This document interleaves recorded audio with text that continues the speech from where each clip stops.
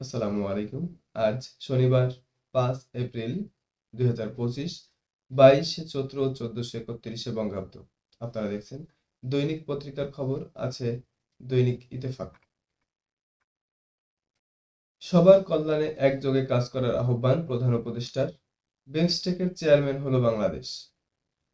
ট্রাম্পের শুল্কে পোশাকের চাহিদা কমবে, চাপে পড়বেন ছোট রপ্তানিকারকরা।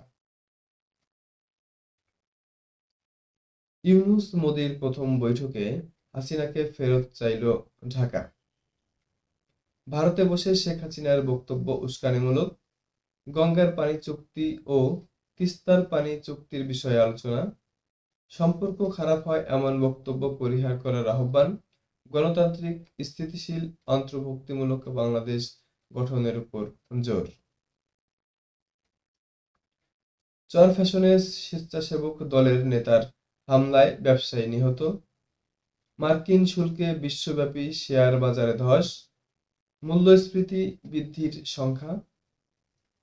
অতিরিক্ত ৩৪% শুল্ক বসিয়ে চীনের প্রতিশোধ। যুক্তরাষ্ট্রে বিনিয়োগ স্থগিত করতে ইউরোপীয় কোম্পানিগুলোকে ফ্রান্সের আহ্বান। পরিবারটির আর কেউ বেঁচে থাকল না, লোহাগাড়ায় সড়ক দুর্ঘটনা। রাজধানীতে ছুরির আঘাতে যুবক খুন, অভিযুক্তকে পিটিয়ে হত্যা। বিক্ষুব্ধ জনতার আক্রমণে ৬ পুলিশ আহত। ঈদের পর রাজধানীর কাঁচাবাজার, মাংসের দাম কমেছে, বেড়েছে সবজির।